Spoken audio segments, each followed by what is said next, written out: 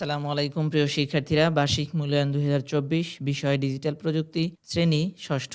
শিক্ষার্থীরা, তোমরা জানো তোমাদের নমুনা প্রশ্নপত্র দেওয়া হয়েছে। তোমাদের নমুনা প্রশ্নের সমাধান আজকের এই ভিডিওর মাধ্যমে পাবে। তোমাদের পরীক্ষায় কোন কোন অধ্যায় থেকে প্রশ্ন করা হবে সেই অধ্যায়গুলো সিলেবাস অনুযায়ী তোমাদের বলা হয়েছে ক্লাসে।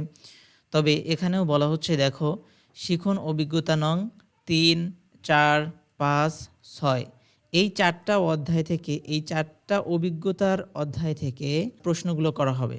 প্রথম হচ্ছে আমার বিদ্যালয় পত্রিকা, তথ্য ঝুঁকি মোকাবেলায় মানববন্ধন, বন্ধুর সাথে ভ্রমণ পরিকল্পনা, শিখনের জন্য নেটওয়ার্কিং।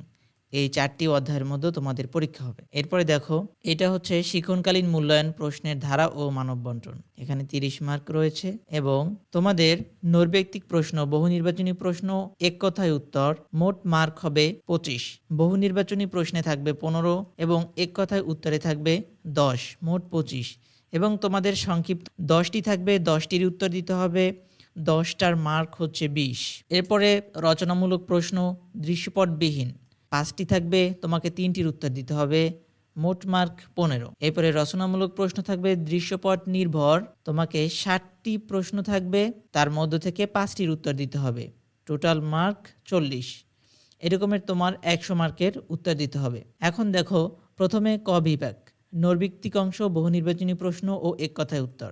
তোমাদের নমুনা প্রশ্নে যেটা দেওয়া হয়েছে, দেখো, 1 নম্বরে রাউটার থেকে পাঠানো ঠিকানা প্রথমে দেখে, সার্ভার, মোবাইল ফোন, ইমেল কোনোটি নয়। এগুলোর উত্তর তোমরা যদি জানতে চাও তাহলে তোমাদের এই নমুনা প্রশ্নের শেষই উত্তরগুলো দেওয়া রয়েছে। তোমরা দেখো, এখানে আমরা যদি এই যে দেখো, 1-এ ক, 2-তে বড় ঘ, এই রকমের তোমরা প্রত্যেকটি প্রশ্নের উত্তর পাবে। বহু নির্বাচনী প্রশ্নের সবগুলো উত্তর এখানে রয়েছে, দেখো, এগুলো পড়ে নিবে এবং এক কথায় উত্তর যেগুলো ওখানে দেওয়া হয়েছে, প্রশ্ন করা হয়েছে, সেগুলোর উত্তরও এখানে রয়েছে।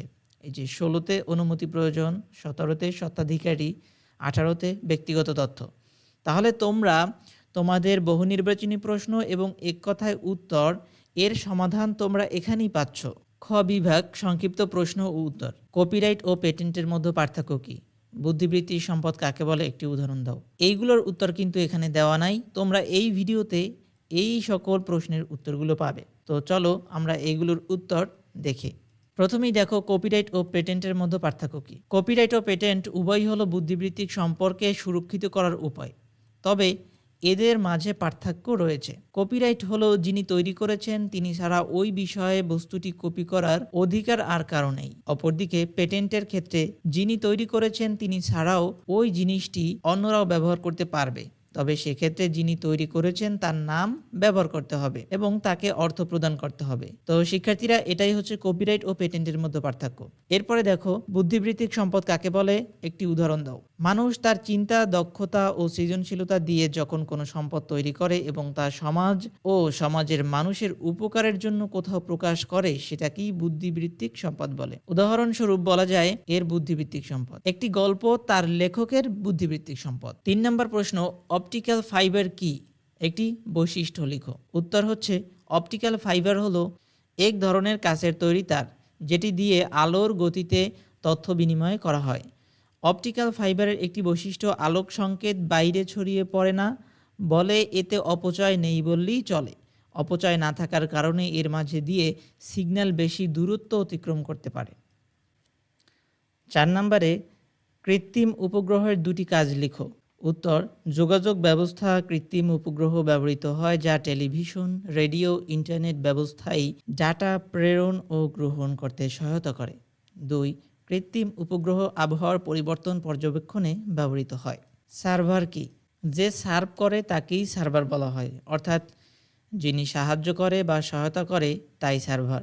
সার্ভার হচ্ছে শক্তিশালী কম্পিউটার যেটি নেটওয়ার্কের জন্য কম্পিউটারকে নানা রকম সেবা দিয়ে থাকে। একটি নেটওয়ার্কে কম্পিউটারের পরিমাণ বেশি হলে একাধিক সার্ভার কম্পিউটার ব্যবহার করতে পারে। ফ্লোচার্ট বলতে কি বোঝায়? ফ্লোচার্ট হলো একটি গ্রাফিক্যাল উপস্থাপন যা একটি প্রক্রিয়া বা কাজের ধাপগুলো এবং তাদের সম্পর্ক দেখায়।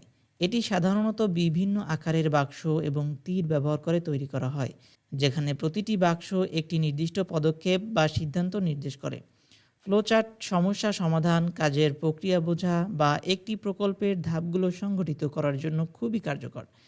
এটি দ্রুতভাবে তথ্য বুঝতে সাহায্য করে এবং জটিল প্রক্রিয়াগুলোকে সহজ করে তোলে। তোমাদের ক্লাসে কিন্তু ফ্লোচার্ট সম্পর্কে বিস্তারিত আলোচনা করা হয়েছিল। রাউটারের দুটি কাজ লিখো। রাউটারের দুটি কাজ হলো কোন তথ্য কার কাছে যাবে সেটার ব্যবস্থা করা। 2. নেটওয়ার্ককে বিভিন্ন অংশ বিভক্ত করে নেটওয়ার্কের কার্যকারিতা ও নিরাপত্তা বাড়ানো। কপিরাইট কাকে বলে? খুবই গুরুত্বপূর্ণ একটা প্রশ্ন। তোমরা দেখো, লেখক বা শিল্পী কর্তৃক তার সৃষ্টিকর্মের উপর একটি নির্দিষ্ট সময়ের জন্য আইনগত অধিকার হলো কপিরাইট। এক্ষেত্রে যিনি কপিরাইট নিয়েছেন তিনি ব্যতীত আর কারো ওই সৃষ্টিকর্ম ব্যবহার করার অধিকার নেই।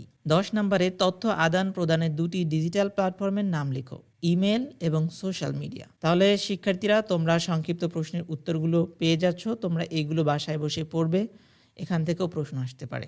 তোমরা যদি বাকি রচনামূলক প্রশ্ন এবং প্রেক্ষাপট নির্ভর রচনামূলক প্রশ্নগুলোর উত্তর চাও তাহলে অবশ্যই কমেন্ট বক্সে কমেন্ট করে জানিয়ে দিবে যে তোমাদের ওইগুলোর উত্তর প্রয়োজন। তো ভালো থাকো, সুস্থ থাকো। ধন্যবাদ সবাইকে।